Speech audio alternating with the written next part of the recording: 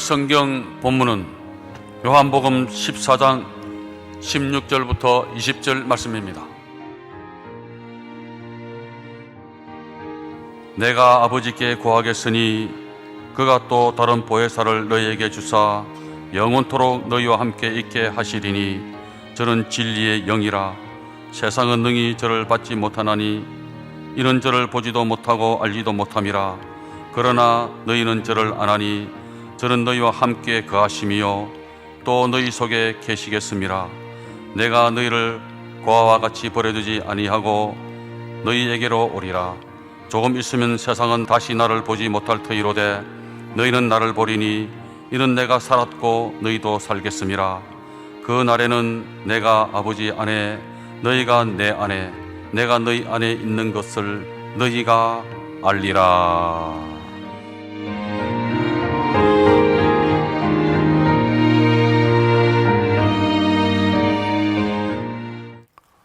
예수님의 유품은 없습니다. 이러한 제목으로 말씀해 드리겠습니다. 역사상 유명하거나 훌륭한 업적을 남긴 사람이 살았던 집이나 유품을 보존하여 공개하고 있는 곳이 세계 각지에 있습니다.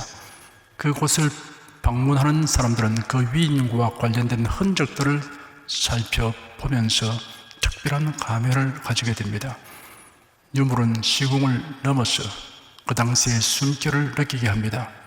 만일 예수님이 유품들을 남겼다면 많은 사람들이 그 유품을 보려고 할 것입니다. 전시관이 있으면 전 세계에서 수많은 사람들이 끊임없이 그 전시관을 찾게 될 것입니다. 예수님의 유품은 하나도 없습니다. 그런데 예수님이 못 박히신 십자가의 한 조각, 사용했던 못, 그리고 예수님의 시신을 감싼 수의가 보관된 성당이 있다고 알려주고 있습니다. 예수님의 시신을 감싼 수의가 이탈리아 토리노 대성당에 보관되어 있는데 예수님의 형상과 혈흔이 남아있다고 알려진 아마포천이라고 합니다. 이 수의는 콘스탄티노플에 있던 것인데 프랑스의 십자군에 가담한 사람이 가져갔고 이탈리아의 토리노 성당에서 보관하게 되었다고 합니다. 지금도 이 수의의 진위에 대한 논란이 있습니다. 이탈리아의 교회사학자인 안토니오 롬바티 교수는 2012년에 이 수의가 중세 때 터키에서 만들어진 것이라는 의견을 제시하였습니다. 영국 옥스퍼드 대학은 1988년 방사선 탄소 연대 측정 결과 이 수의가 1260년에서 1390년에 제작된 것이라고 발표하였습니다. 이탈리아 문화재 복원 전문가인 루치아노 부소는 2011년 트리노 수의가 14세기 초 이탈리아 피렌체 출신의 거장인 디 본드네가 제작한 작품이라고 주장하였습니다. 로마에 있는 한 성당에는 예수님을 못 박았던 그 못이 은상자에 넣어져 보관되어 있습니다. 어쨌든 수의뿐 아니라 못과 십자가, 나무 토막도 조작된 것입니다. 만일 예수님이 거처하던 집이 있었으면 예수님 제자들이나 초대교회 신자들이 이를 보존하려고 했을 수도 있습니다. 세월이 흘러서 아주 낡은 집이라고 할지라도 교회가 어떻게 하든지 이를 보존하여 왔을 것입니다. 그러나 예수님은 자신의 집을 소유하지 않았습니다. 어느 날 예수께서 종일 활동하시고 저녁 때가 되니 무리에게서 벗어나려고 호수 동편으로 건너가려고 하셨습니다. 그때 한 서기관이 예수님으로 와서 선생님께서 어디로 가시는지 저는 따르겠습니다 라고 말했습니다. 예수께서 여우도 굴이 있고 공중의 새도 거처가 있을 때 오직 인자는 물이 둘 곳이 없다 라고 대답하셨습니다. 예수님은 집만이 아니라 단 하나의 유품도 남기지 아니하였습니다. 그 이유가 무엇인가를 이제 설명해 드리겠습니다. 그 이유는 사람들이 예수님의 유품을 신성시하고 우상화할 것이기 때문입니다. 다윗으로부터 시작되는 유다 왕국의 제13대 왕은 히스기야입니다. 그런 다윗 왕 이후에 가장 탁월한 인물로 평가됩니다. 히스기야는 종교개혁을 단행했습니다. 산당과 신상을 제거했습니다. 그동안 산당으로 인해 성전에서의 예배가 경시되어 왔으나 산당이 제거되므로 성전에서의 예배가 회복되었습니다.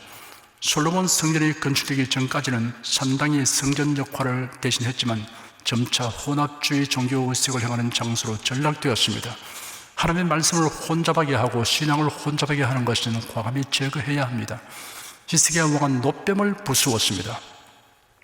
놋뱀의 유래는 이러합니다. 이스라엘 자손이 출애굽하여 광야를 행진하던 중에 하나님께 원망불평한 영고로 하나님께서 불뱀을 보냈습니다. 그러자 사람들이 불뱀에 물려 죽어갔습니다. 모세가 기도하니 하나님께서 지시하시기를 놋으로 뱀을 만들어 장대 위에 매달고 불뱀에게 물린 백성들이 쳐다보게 하면 살리라고 하셨습니다. 모세가 그대로 하니 장대에 달린 놋뱀을 쳐다보는 자마다 살게 되었습니다. 그들은 기이한 체험을 하였습니다. 그런데 오해하지 말아야 합니다. 놋뱀을 단 장대에서 어떤 능력이 나타나 죽어가는 사람들을 살게 한 것이 아닙니다. 하나님이 지시하신 말씀을 믿고 순종한 사람에게 하나님의 능력이 임하여 살게 된 것입니다. 신비 체험을 한 사람들은 그 놋뱀을 가나안까지 운반하여 갔습니다. 가나안 땅에 정착한 이스라엘 백성들은 어느 날부터 기념물에 불과한 놋뱀을 숭배하기 시작했습니다. 놋뱀에게 분양하여 복을 받으려고 하였습니다. 놋뱀은 예언적이고 상징적 의미를 가지고 있습니다. 바리새인이며 유대 사회의 관리 중에 한 사람인 니고데모라는 사람이 밤중에 예수님을 찾아와서 하나님 나라에 들어가는 길에 관하여 질문했습니다. 예수님은 니고데모에게 거듭남에 대하여 말씀하셨습니다. 그리고 이어서 말씀하시기를 모세가 광야에서 뱀을 든 것 같이 인자도 들려야 하리니 이런 저를 믿는 자마다 영생을 얻게 하려 하심이니라. 하나님이 세상을 이처럼 사랑하사 독생자를 주셨으니 이런 저를 믿는 자마다 멸망치 않고 영생을 얻게 하려 하심이라 하였습니다. 예수님은 놋뱀 사건이 예수 그리스도의 십자가에서의 대속의 죽음과 이를 믿는 사람들에게 임하는 구원에 대한 예언적인 의미가 있다는 사실을 밝히 드러내셨습니다. 그런데 이스라엘 자손들은 놋뱀 사건의 예언적인 뜻을 알지 못하였습니다. 그들은 놋뱀을 숭배 대상으로 삼았습니다. 히스기야 왕은 이 놋뱀을 부수고 너우수단이라 불렀습니다. 너우수단은 놋조각이라는 뜻입니다. 단지 놋조각에 불과한 것을 너희가 어찌하여 숨기려냐라는 책망의 뜻을 나타낸 것입니다. 그리고 다시는 놋뱀에게 분양하지 못하도록 하기 위해 놋뱀을 부수어버렸습니다. 이스라엘 자손들이 그 놋뱀을 가지고 가나안 땅에 들어갈 때는 기념물로 여겼지 숨기려고 한 것이 아니었을 것입니다. 그런데 점차 그 기념물에 대하여 지나치게 생각하여 드디어 그 앞에 분향하였습니다. 분향이란 향을 피우는 것을 말합니다. 분향은 하나님 앞에 바치는 제물과 기도의 상징입니다. 사람은 그들이 만든 어떤 형상이든가 어떤 피조물을 숭배하려고 하는 경향이 다분히 있습니다. 이스라엘 백성들이 시내산 아래 머물 때 하나님께서 모세를 산 위로 부르시고 이스라엘 자손에게 알려줄 말씀을 주셨습니다. 너는 이스라엘 자손에게 말하기를 내가 애굽 사람에게 행한 일을 너희가 보았고 내가 너희를 독수리 날개로 업어 너희를 내게로 인도하였음을 보았다. 온 땅이 내 것이니 이제 너희가 내 말을 잘 듣고 내 언약을 지키면 너희가 모든 백성들 중에서 내 소유가 될 것이며 또 너희는 내게 제사장 나라가 되며 거룩한 민족이 될 것이라 하여라 하였습니다. 모세가 와서 백성들에게 전하니 백성이 일제히 응답하기를 여호와께서 말씀하신 모든 것을 우리가 행하겠습니다 하였습니다. 모세가 백성들의 말을 여호와께 전하였습니다. 하나님께서 말씀하시기를 너는 나 외에는 다른 신들을 네게 있게 말지니라. 너를 위하여 새긴 우상을 만들지 말며 그것들에게 절하지 말며 그것들을 섬기지 말라 라는 계명을 포함한 10가지 계명을 말씀하셨습니다. 모든 백성이 천둥과 번개와 나팔 소리와 산의 연기를 보고 떨며 멀리 서서 모세에게 말하기를 당신께서 저에게 말씀하시면 저희가 듣겠으니 하나님께서 저희에게 직접 말씀하시지 않게 해 주십시오. 저희가 죽을까 두렵습니다 하였습니다. 모세가 다시 시내산 위로 부름받고 올라가서 40일 동안 머물러 있었습니다. 모세가 산에서 내려오는 것이 지연되는 것을 보고 백성들이 아론에게 몰려가서 말하기를 일어나서 우리를 인도할 신을 만들어 주십시오. 우리를 애굽 땅에서 데리고 나온 이 모세는 어떻게 되는지 우리가 알 수 없습니다 하였습니다. 그들의 압박을 견디지 못한 아론은 너희들의 아내와 아들과 딸의 귀에 달고 있는 금고리들을 뺏어내게 가져와라고 요구하였습니다. 아론은 그것들을 그들의 손에서 받아 녹이고 조각 연장으로 다듬어 금송아지 형상으로 만들었습니다.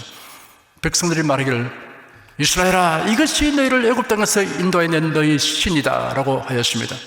백성들이 그 앞에서 번제와 화목제를 드리며 백성들이 앉아서 먹고 마시고 일어나서 뛰놀았습니다. 하나님께서 모세에게 말씀하시기를 네가 애굽 땅에서 인도하여 낸 네 백성이 타락하였으니 내려가라. 그들이 내가 그들에게 명령한 길에서 급히 벗어나 자신들을 위해 송아지 형상을 만들어 그것에게 절하고 그것에게 제물을 바치며 말하기를 이스라엘아, 이것이 너를 애굽 땅에서 인도하여 낸 너희의 신이다라고 말하였다 하였습니다. 크게 노하신 하나님께서 백성들을 징벌하심으로 3,000명쯤 죽었습니다. 이스라엘 백성들은 이러한 경험을 하였지만 그들이 가나안 땅에 들어가서도 그 고질적인 폐단이 반복되었습니다. 노뱀에게 분양한 것도 바로 그 중의 하나입니다. 성도 여러분은 하나님을 섬기는 것을 최상 최고의 기쁨이고 가치며 영광으로 여기시기 바랍니다. 이러한 신앙을 해치는 것은 무엇이든 단호하게 물리치시기 바랍니다. 어떤 사물이라도 이를 경배하는 자리에 두게 되면 우상 숭배가 됩니다. 예수 그리스도로 말미암아 우리를 구원하시는 하나님 외에는 다른 하나님이 존재하지 않습니다. 가령 예수님의 수위나 못 박히신 십자가 나무 조각이나 못 박은 못이 어디에 있다고 하더라도 그런 것은 구경거리는 될지언정 결코 숭배의 대상이 될 수 없습니다. 우리가 집중할 것은 우리 죄를 대속하신 예수 그리스도입니다. 믿음의 창시자이시며 완성자이신 예수님만 바라보며 의지해야 합니다. 그러므로 예수께서 유품을 하나도 남기지 아니하신 것은 미련하고 미혹을 쉽게 당하는 인생들을 위한 은혜로운 배려입니다. 성도는 예수님의 유품을 찾지 않습니다. 그 이유는 부활 승천하신 예수님이 성도를 안에 계시기 때문입니다. 예수께서 십자가를 지를 때가 가까워 온 시점에서 제자들에게 이렇게 말씀하셨습니다. 지금 내가 나를 보내신 얘기로 가는데 너희 중에서 나더러 어디로 가느냐 묻는 자가 없고 도리어 내가 이 말을 함으로 너희 마음에 근심이 가득하여도다. 그러하나 내가 너에게 실상을 말하노니 내가 떠나가는 것이 너에게 유익이라. 내가 떠나가지 않으면 모 보혜사가 너에게로 오시지 아니할 것이요 가면 내가 그를 너에게로 보내리니 하였습니다. 제 아들은 예수께서 떠나가신다고 하시는 말씀을 듣고 어디로 가시는가를 묻는 것이 두려웠을 것입니다. 예수님이 떠나간다고 하시니 제 아들은 당혹감을 금할 수 없었습니다. 그들의 기대가 어그러지게 되는 것뿐 아니라 그들에게 미칠 박해를 생각하니 마음에 근심이 가득하게 되었습니다. 고와 같은 심정이 되었습니다. 그런데 예수님은 자신이 떠나가는 것이 실상한 제 아들에게 유익이라고 말씀하셨습니다. 보혜사가 오시기 때문이라고 하셨습니다. 보혜사는 성령님을 가리킵니다. 예수께서 구속사역을 완수하시고 성천하셔야만 성령께서 강림하시기 때문입니다. 보혜사는 헬라어로 파라클레토스인데 이는 무엇의 곁에라는 뜻을 가진 파라와 부르다라는 뜻을 가진 동사 클레오의 합성어입니다. 따라서 이 말은 문자적으로 해석하면 부름을 받아 곁에 있는 분이라는 뜻이고 의역하면 곁에서 변호해 주는 분이라는 의미를 갖고 있습니다. 파라클레토스는 아주 다양한 뜻을 가지고 사용되고 있습니다. 영어 성경들을 보면 위로자, 상담자, 변호자, 돕는 자 등으로 번역했습니다. 요한일서 2장 1절에 기록되기를 나의 자녀들아 내가 이것을 너에게 쓰면 너희로 죄를 범치 않게 하려 함이라. 만일 누가 죄를 범하면 아버지 앞에서 우리에게 대언 자가 있으니 곧 의로우신 예수 그리스도시라 하였습니다. 여기에서는 파라클레토스가 대언자로 번역되었습니다.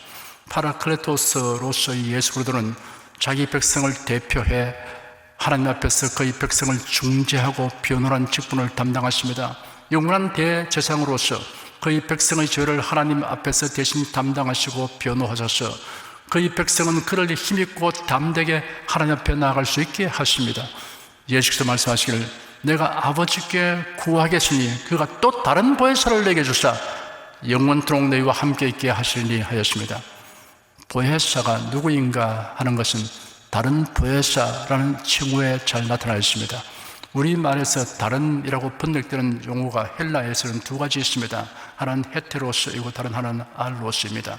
헤테로스는 이질적 다름을 의미하고 알로스는 동질적 다름을 뜻합니다. 헤테로스는 서로 다른 둘을 가리키는 말이고 성경과 이 주보는 다른 것이다 이렇게 말할 때 쓰는 말입니다. 알로스는 똑같은 둘을 가리키는 말입니다. 이 주보는 크기도 내용도 무엇이든 다 똑같지만은 다른 것이다 이렇게 말할 때 알로스를 사용합니다. 사도 요한은 요한 1서 2장 1절에서 예수를 파라클레토스라고 불렀습니다. 예수께서 말씀하신 다른 보혜사는 알로스 파라클레토스입니다. 그러므로 예수님과 성령님은 모두 보혜사입니다. 성령님은 알로스 파라클레토스입니다. 성령님은 예수님과 하나이십니다. 그러므로 성령님이 우리에게 계신다는 것은 예수님이 함께 계신 것과 같습니다.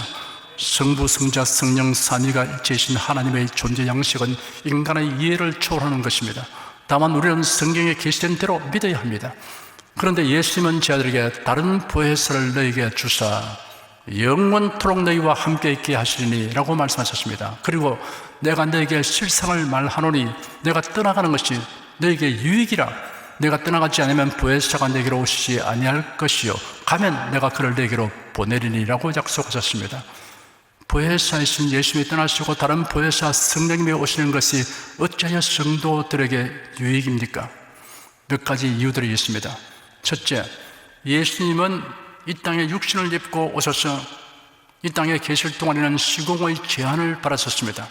그래서 거의 공생의 기간에 이곳저곳으로 다니면서 사람들에게 말씀을 가르치셨습니다. 예수님을 만나려고 하면 예수님 계신 곳으로 찾아가야 합니다. 혹은 예수님이 우리가 있는 곳으로 공간을 통하여 시간을 보내면서 오셔야 합니다. 느리고성에서 구걸하며 연명하는 시각장애자인 바디메오는 예수님에 대한 소문을 듣고 예수님을 뵙기를 간절하게 소원했으나 그를 예수님에게로 데려다주는 사람이 없었습니다. 그런 예수님이 여리고에 오셔서 자신이 있는 길거리로 지나가시는 순간을 기다릴 수밖에 없었습니다. 그가 죽을 때까지 기회가 오지 않을 수 있습니다. 어느 날 놀랍게도 그가 그토록 바랐던 것이 이루어졌습니다. 예수님이 여리고 거리를 지나가시는 순간을 맞이했습니다. 그러니 바디메오는 이 절호의 기회를 놓치지 않으려고 전심전력했습니다. 12회를 혈루증으로 앓고 있던 여인은 자신이 살고 있는 마을로 예수님이 지나가신다는 소식을 듣고 혼신의 힘을 다하여 일어났습니다. 어지러움으로 비틀거리면서 사력을 다해 앞으로 발을 내디디며 예수님을 향하여 나아갔습니다. 만일 지금 예수님이 팔레스틴에 계신다고 하면 여러분은 많은 시간과 경비를 사용하지 않으면 예수님으로 갈 수 없습니다. 그러나 다른 보혜사 성령님은 시공의 제한을 받지 않으시고 성도를 위해서 일하십니다. 그러므로 예수님이 떠나시고 다른 보혜사 성령님이 오시는 것이 이 생에 살고 있는 성도에게 유익합니다. 둘째, 예수님은 정해진 공생의 기간에 한정된 지역의 사람들에게만 복음을 전하셨습니다. 예수님은 구속의 임무를 완수하시고 성천하셨습니다. 그리고 다른 보혜사 성령님을 보내주셨습니다. 성령님은 성도를 안에 임하셔서 복음의 증인이 되어 온 세상에 복음이 전파되게 하십니다. 예수께서 말씀하시기를 오직 성령이 내게 임하시면 너희가 권능을 받고 예루살렘과 온 유대와 사마리아와 땅끝까지 이르러 내 증인이 되리라 하셨습니다. 그러므로 예수님이 떠나시고 다른 보혜사 성령님이 오시는 것이 복음 전도자에게 유익합니다. 셋째, 예수님은 부활하신 후 승천하시기 직전에 볼지어다 내가 세상 끝날까지 너희와 항상 함께 있으리라 하셨습니다. 예수님은 승천하셨으나 다른 보혜사 성령님이 오셔서 성도들이 언제 어디에서든 예수 그리스도의 임재를 경험하며 살게 하십니다. 그러므로 예수님이 떠나시고 다른 보혜사 성령님이 오시는 것이 이 생에 살고 있는 성도들에게 유익합니다. 보혜사 성령님은 예수 그리스도처럼 대언자로서 우리를 위하여 아버지 하나님을 향해 탄원하고 간구하십니다. 로마서 8장 26절에 이와 같이 성령도 우리 연약함을 도우시니 우리가 마땅히 빌 바를 알지 못하나 오직 성령이 말하시면 탄식으로 우리를 위하여 친히 간구하시느니라고 기록되었습니다. 조금 있으면 세상은 다시 나를 보지 못할 터이로되 너희는 나를 보리니 이는 내가 살았고 너희도 살겠습니다. 그날에는 내가 아버지 안에 너희가 내 안에 내가 너희 안에 있는 것을 너희가 알리라 하셨습니다. 예수님의 이 약속이 무엇을 의미하는지 알게 되는 날이 곧 온다고 말씀하신 것입니다. 예수께서 승천하신 후 열흘이 지나 유대인의 명절인 오순절 날에 120명의 제자들이 성령 강림을 통하여 성령으로 충만하게 되자 다른 보혜사로 오신 예수님이 그들과 함께 계시다는 것을 알게 되었습니다. 실감하게 되었습니다. 보혜사 성령이 너희와 함께 계시면 너희가 내 안에 내가 너희 안에 있는 것을 너희가 알리라 하신 말씀에는 여러 가지 의미가 있습니다. 첫째는 보혜사 성령으로 말미암아 우리가 예수님과 매우 친밀한 관계 속에 살아갈 수 있음을 의미합니다. 이는 인간이 가지고 있는 고독의 문제에 대한 해결책입니다. 세상을 살아가면서 고독을 느껴본 사람은 예수님의 이 말씀이 얼마나 고맙고 감격스러운 말씀인 걸 알게 됩니다. 고독감은 사람이 견디기 어려운 고통 중의 하나입니다. 고독감이란 홀로 된 심정, 버림받은 심정을 가진 것을 말합니다. 이는 홀로 있을 때뿐 아니라 군중 속에 살고 있으면서 느끼는 것입니다. 사람들은 이러한 고독을 해결해 보려고 발부름을 치고 있습니다. 소유물을 늘려갑니다. 여러 가지 조직을 만들기도 하고 만들어진 조직에 참여합니다. 일이나 취미 활동에 몰두합니다. 온갖 쾌락을 추구합니다. 그러나 이 모든 것으로도 메울 수 없는 심령의 공허가 있습니다. 영국의 시인이며 극작가인 T.S. 엘리엇이 지적한 대로 가득한 인간, 텅 빈 인간이라는 말이 인간의 고독한 실상을 잘 말해주고 있습니다. 고독의 근본 원인을 알아야 합니다. 근본 원인은 인류의 조상이 하나님을 거역하여 범죄한 데 있습니다. 범죄로 인하여 쫓겨난 인생이 되었습니다. 창세기 3장 24절에 보면 이같이 하나님이 그 사람을 쫓아내시고 에덴 동산 동편에 그룹들과 두루 도는 화영금을 두어 생명나무의 길을 지키게 하시니라 라고 기록되었습니다. 쫓겨난 인생이 가는 곳에는 가시와 엉겅퀴가 났습니다. 고독의 문제는 예수를 구주로 영접하고 성령으로 충만하게 될 때 해결됩니다. 예수를 믿을 때 하나님 아버지의 영접을 받게 됩니다. 그리할 때 버림받은 심정이 치료받게 됩니다. 성령으로 충만하여 내가 주님 안에, 주님께서 내 안에 계심을 알게 될 때 공허는 사라지고 주님의 기쁨이 가득하게 됩니다. 둘째는 너희가 내 안에, 내가 너희 안에 있는 것을 너희가 알리라는 말씀은 보혜사 성령으로 말미암아 우리가 예수님의 돌보심 가운데 살아갈 수 있음을 의미합니다. 제자들은 예수님과 함께 있으면 문제를 만나도 근심과 두려움이 없었습니다. 예수님의 문제에 대한 적절한 해결을 하여 주기 때문입니다. 사람들이 근심하고 두려워하는 이유가 무엇입니까? 경제적인 근심과 두려움이 있습니다. 수입원이 없어지고 생활 터전을 잃어버릴 처지가 되는 것으로 인한 것입니다. 사회적인 근심은 근심과 두려움이 있습니다. 소속된 데서 제외되는 처지가 되는 것으로 인한 것입니다. 질병과 죽음에 대한 근심과 두려움이 있습니다. 막연한 근심과 두려움도 있습니다. 근심과 두려움의 근본 원인은 하나님의 말씀을 거역한 것과 하나님을 떠난 것으로 말미암았습니다. 그러므로 예수를 믿어 죄사함 받아 하나님의 자녀가 되어야 죽음에 대한 근심과 두려움에서 해방될 수 있습니다. 내가 예수님 안에, 예수님이 내 안에 계심을 알고 확신할 때 각종 근심과 두려움을 극복할 수 있습니다. 셋째는 너희가 내 안에, 내가 너희 안에 있는 것을 너희가 알리라는 말씀은 우리가 주님의 능력을 입어 살게 됨을 의미합니다. 예수께서 못 박혀 죽으신 후 예수님의 제자들은 열등의식과 좌절감에 빠졌습니다. 너무나 무력하고 무능한 자신들을 생각하고 무기력하게 되고 말았습니다. 이러한 제자들이 갑자기 변화되어 능한 사람들이 되었습니다. 그 이유는 그들이 성령으로 충만케 되었기 때문입니다. 보혜사 성령님으로 인하여 내가 예수님 안에, 예수님이 내 안에 계심을 깨달으면 적극적이고 능동적이 되고 능력 있는 사람이 됩니다. 너희가 내 안에, 내가 너희 안에 있는 것을 너희가 알리라, 이 사실을 알게 되면 우리의 생활 방식에 큰 변화가 일어납니다. 첫째, 예수 그리스도로 말미암아 살고 예수 그리스도를 위하여 살아갑니다. 골로새 1장 18절에 예수 그리스도를 가리켜 기록되기를 만물이 다 그로 말미암고 그를 위하여 창조됐다고 하였습니다. 둘째, 예수 그리스도를 존귀하게 하려고 힘쓰며 살아갑니다.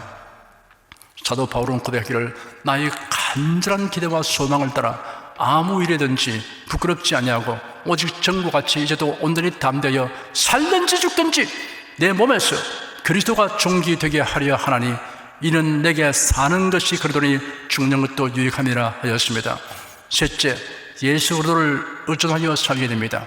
예수께서 친히 말씀하시기를 나는 포도나무요 너희는 가지니 저가 내 안에 내가 저 안에 있으면 이 사람은 과실을 많이 맺나니 나를 떠나서는 너희가 아무것도 할 수 없음이라 하였습니다. 너희가 내 안에, 내가 너희 안에 있는 것을 너희가 알리라는 말씀은 보혜사 성령님으로 말미암아 우리가 매일 매 순간 주님과 동행하는 기쁨과 행복을 누릴 수 있게 된 것을 의미합니다. 예수님과 동행하는 은총을 즐기고 감사하고 감격하며 살아가라는 말씀입니다.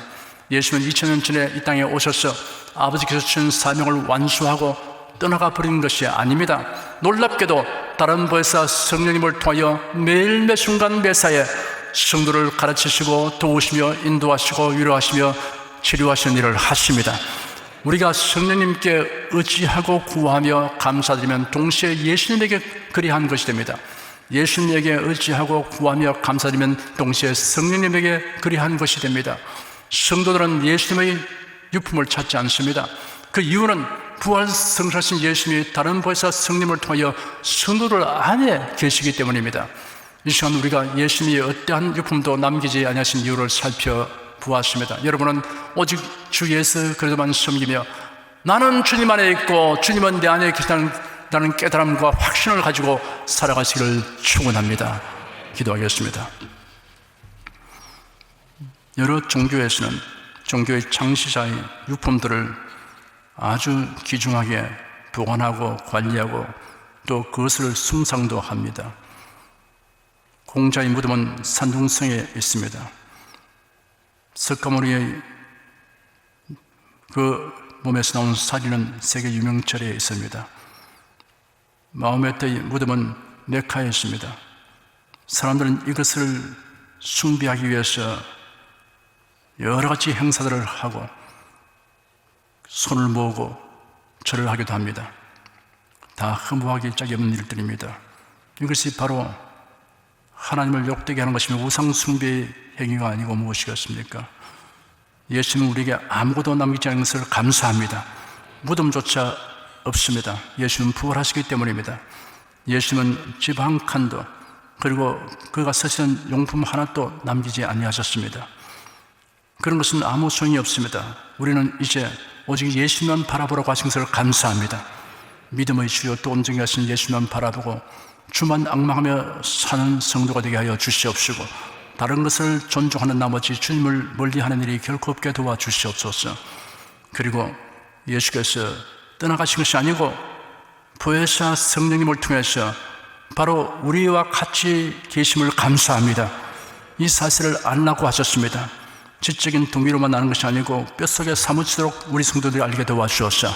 매일매일 주님과 함께 살며 기도하고 있는 이 행복을 깨닫게 도와주시옵시고 한 걸음 한 걸음 주 예수 함께 날마다 걷는 그 삶이 되게 하여 주심으로 마음에 항상 즐거움 있게 도와주시고 강하고 담대하게 도와주시옵시고 주님과 함께 살아가는 삶에 있어서 능력이 따르는 것을 보게 하여 주시옵소서. 예수 그리스도로 기도드립니다. 아멘.